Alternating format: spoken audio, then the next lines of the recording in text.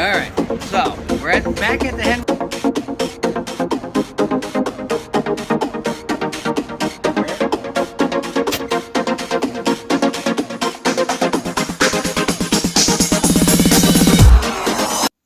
Alright, so in this video you're going to see me shoot a couple of guns. Unfortunately, you can't hear what I'm saying because it was pretty loud. This is Range USA and it's an indoor range. And the guy was shooting an AR pistol next to me. So it was pretty loud, so you can't hear pretty much anything. It'll be cutting out. But when I do range sessions, I don't have the ability now just to step out my front porch and, put in work and work on the craft of shooting. I don't have that luxury anymore. So when I do get this time, I always take my carry gun with me, even if it's just going to be a cool session. Taking your carry gun with you, you can really, get used to shooting that gun, especially if, you don't have a whole lot of money and you only have a couple of guns. I have a rotation of guns, and it's some guns people wouldn't expect. But this guns that I got on this day is going to take the place of that, and I'll always remember this gun. But it's my Taurus PT709. A lot of people, there it is. A lot of people don't like this gun. It never worked for them, and it had a lot of troubles. As you see in this video, no problem feeding the ammunition using Remington green and white box ball ammo, 9mm. No problem, locked open. The only problem is it's a single stack gun, so it'd be 6 rounds, 7 if you carried with one in the chamber. The only time I had a hiccup with that gun, I will say, is when I used a Pro Mag. When I worked the gun counter and I got my returns from like the next day on my next shift, a Pro Mag was always in the return cart for a reason. So be aware of that. But I've never had a problem with that gun. I went here for a way different reason than what happened, and if you're just bored of this, you can just go to the end of the video and go see what I got out of that place. And I got a pretty fair deal, I feel. But in the end, man, you got to do what you got to do. I'm in a point where this firearm is a lot more proficient and a tad bit cheaper to shoot right now than what the old Smith & Wesson was. So shooting a CZ is really on a list you should get on and see if you like that kind of type of firearm, because this gun's been around for a while, and you don't have to specifically get a CZ, because the CZ75B has been cloned by multiple companies.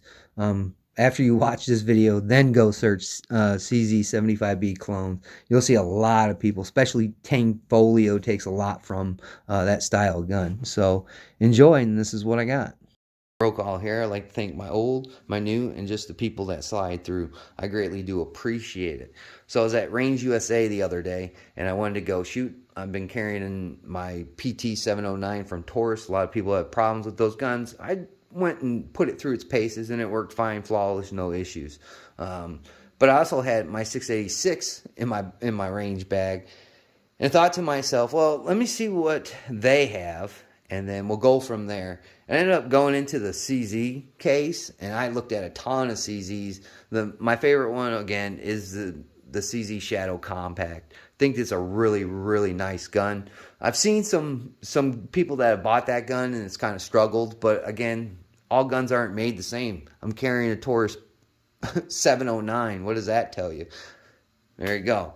So I also noticed on their cases, I will mention this, revolvers look like they're tumbling in the market a little bit. I don't know if you've noticed it, but they had a 10% off, and if you got the range package that they offered, you also got another kind of percentage off the gun you bought. So you get a doubly for that because you can be a member of their range and get special deals on ammo and range sessions and firearms. So I was like, oh man, I'm against the wall now. That's all I got in that. And if I do find something I really like, that Taurus isn't going to bring much, if anything at all. So I ended up trading the Smith & Wesson 686. I carry that gun forever. I took it hunting with me just in case. The only thing that was wrong with it, man, is it was the snub nose. So I couldn't use it to physically hunt, just to protect myself. And it's not the most desired 686 in my opinion. A lot of people like the 4-inch a lot better than they do those snubbies because they have a lot of recoil. I was going to have fun, so I ended up going to the used gun case. This guy told me about it. Was a customer, so I don't know.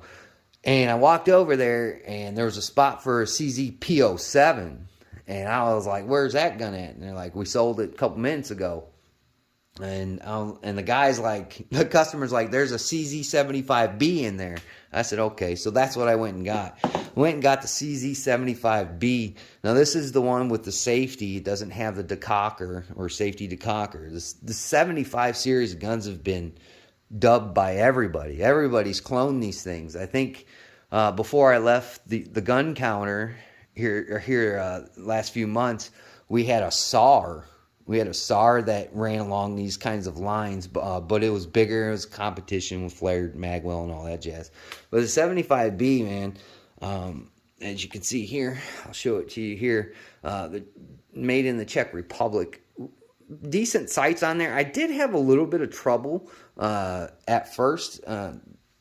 Just got used to it real quick because I shot it real well, and I was very satisfied with it. Came with 2 magazines, the original grips, and somebody put these. I don't know if they're lock grips or I'm not sure who made them, but they feel good in the hand. I shot 165 rounds, plus I used some for the gun that I was carrying.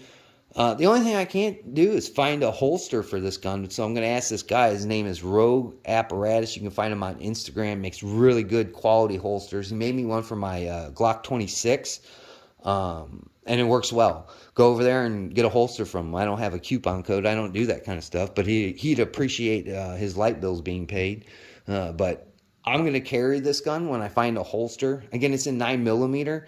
So it's a tad bit more cheaper to shoot than that old that 686. I still do have my what is it, Model 19. I still have that gun, and I don't think I'll get rid of that gun because I wanted to hold on to that 686 forever. But this is for the position I'm at in life. This is the best option for me right now. It's going to be easier to carry. Again, capacity might be somebody's issue. A revolver. I did have an extra round of 357, and 357 is pretty potent. But I just shoot these guns a lot better. I just do. I have an SP01 Tactical, and I love that gun, man. That's a tack driver, and I shoot it just as good as I shot this one. The first shot I should have stopped was a bullseye out of this gun, and should have just walked off the range and not embarrassed myself. But anyways, I shot a bunch of rounds through it. The magazines look more worn than the actual firearm. Even where the grip is, usually there's, if you're carrying this gun, you got a potential bump in it or bopping it somewhere. But really, really nice ergos on it. Inside there, the rail system's in the inside part, so it makes it shoot really flat. Again, you don't have to get a CZ75B. Tons of people have cloned this gun. I mean, just go through YouTube and put CZ75B clone, and you'll see how many people clone that. It's gnarly because it's a gun that's proven. It's a proven gun. So hopefully I can find a holster. Hopefully that guy has the mold for it. Get that, and then we'll run some more ammunition through here. I got some different hollow points, some Winchester stuff, that silver bullet stuff. We'll shoot through this gun as well, along with a couple of boxes of 9mm full metal jacket. So we'll just do some more shooting with this gun. I'm satisfied with it. Again, I shoot it well. I love the Smith & Wesson, but sometimes you just can't keep the things you love, as they say. So I'd like to thank, again, you guys for watching. Like always, guys, we'll catch you on the next one.